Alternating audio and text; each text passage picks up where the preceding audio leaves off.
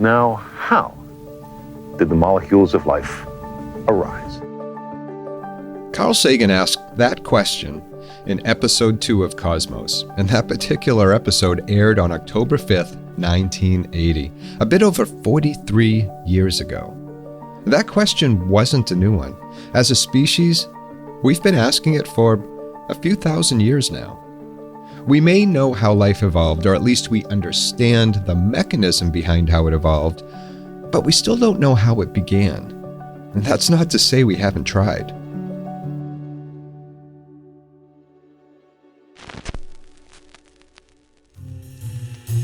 There is grandeur in this view of life. Welcome to Evolution Talk with Rick Coast, an introduction to the oldest story ever told.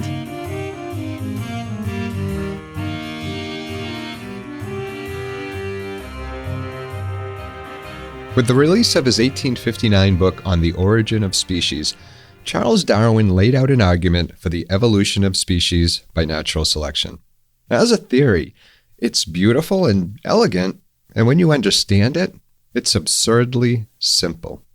Darwin wasn't the first to look at the proliferation of animals and life on this planet and wonder if it was somehow all related.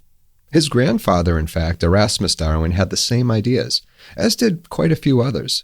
One of my favorite pre-Darwinian thinkers is a man named Patrick Matthew, who laid out a similar theory boiled down to a simple paragraph in a book about naval timber, of all things.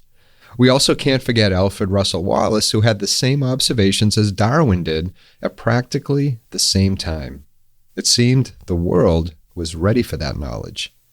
But what did we think before that?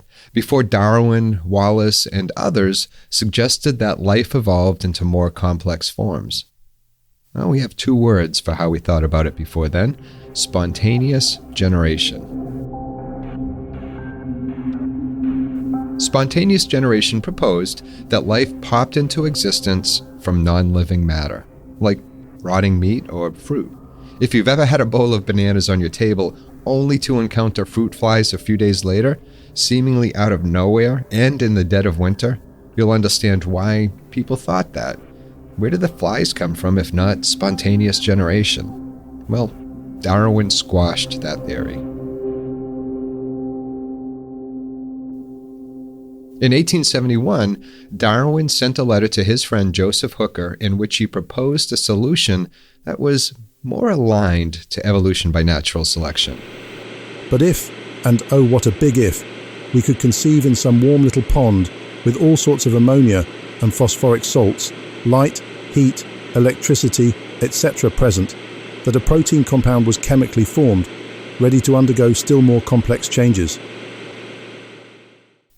In 1924, Soviet biologist Alexander Oparin once again evoked that little pond in the origin of life, as did British biologist J.B.S. Haldane in his 1929 essay of the same name.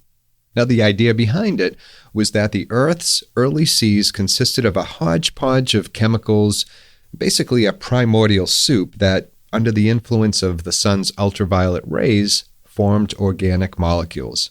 And these molecules then replicated, combined, and eventually formed into the more complex organisms in a process that took billions of years.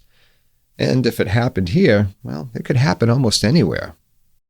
There's nothing in such experiments that's unique to the Earth. The gases we start with, the energy sources we use, are entirely common through the cosmos. So chemical reactions, something like these, must be responsible for the organic matter in interstellar space and the amino acids in the meteorites. Similar chemical reactions must have occurred on a billion other worlds in the Milky Way galaxy. Look how easy it is to make great globs of this stuff. The molecules of life fill the cosmos. If all it takes is a mix of organic compounds and an outside catalyst like the sun or heat to create life, well, can we replicate it? Not in a way similar to what, say, Dr. Frankenstein did, but in a controlled laboratory experiment. That's exactly what American chemists Stanley Miller and Harold Urey did in 1953. They published their findings in the journal Science in an article titled A Production of Amino Acids Under Possible Primitive Earth Conditions. Well, that title says it all. But how did they do it? Well, to understand that, let's set the stage.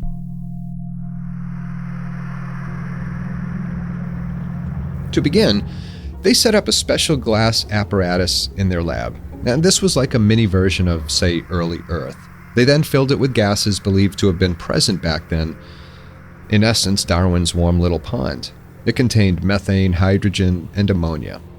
They then added water, because you always have to add water. The water was heated to create vapor, just as would have been done by the sun. They then needed lightning. And to mimic lightning, which was common on early Earth, they passed sparks through the gases, letting the water vapor, the gases, and the sparks do their thing. And they did this for a week. And then something happened.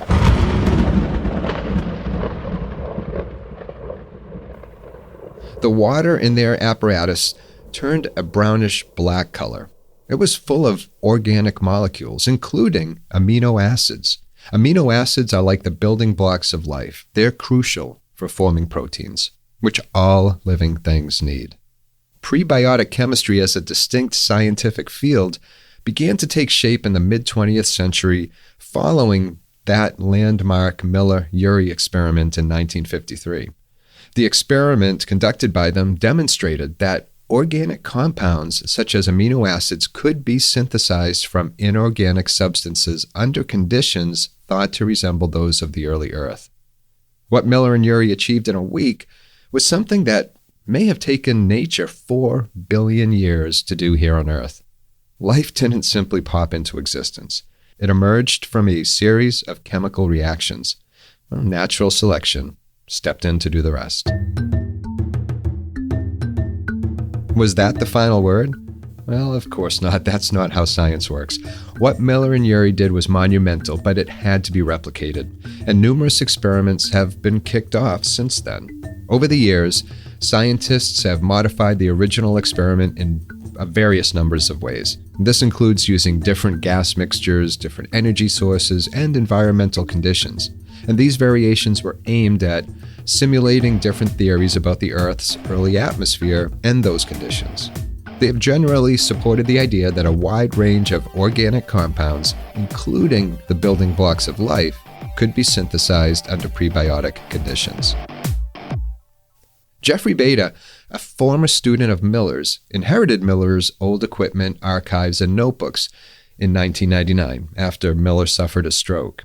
In 2007, then a professor at Scripps Institution of Oceanography, Beta and his colleagues reanalyzed the Miller-Urey samples using more advanced analytical techniques than were available at the time of the original experiment. And this revealed a greater diversity and quantity of amino acids and other organic compounds that Miller had originally detected. Science never rests. In 2020, a study was published in the journal Nature Geoscience, and this study challenged the previously held assumption that the early Earth's atmosphere was rich in methane and ammonia, suggesting instead that it might have been anoxic, meaning lacking oxygen, and similar to the atmosphere of the Hadean Eon. The Hadean Eon is the first and the oldest of the 4 known geologic eons in Earth's history. It started with the planet's formation about 4.5 billion years ago, and during the Hadean Eon, the solar system was forming within a cloud of dust and gas known as the solar nebula, which eventually spawned asteroids, comets, moons, and planets. Hadean materials are rare. The researchers analyzed ancient micrometeorites that fell to Earth billions of years ago, and these micrometeorites were trapped in amber and preserved their original chemical composition. So, by analyzing the isotopes of gases trapped within these micrometeorites, the researchers determined that the early Earth's atmosphere was likely dominated by carbon dioxide. And this finding, well, that contradicts the previous assumption that the Earth's early atmosphere was rich in methane and ammonia. Life may have arisen under different and perhaps even more challenging conditions than previously thought. There's still a great deal to be understood about the origin of life, including the origin of the genetic code. But we've only been at such experiments for 30 years.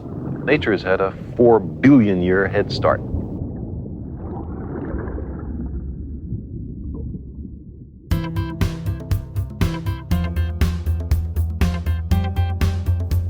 And I hope you enjoyed today's episode of Evolution Talk. I'm Rick Coast, and if you find value in this show, please consider supporting it at evolutiontalk.com. I'd love to keep the show alive, and I can only do so with your assistance. So please help spread the word, share the show with your friends, and at evolutiontalk.com you'll find more information, some recommended books, and also ways to contact me. I'd love to hear from you. And I hope your week is going well, and until next time, please take care of yourself.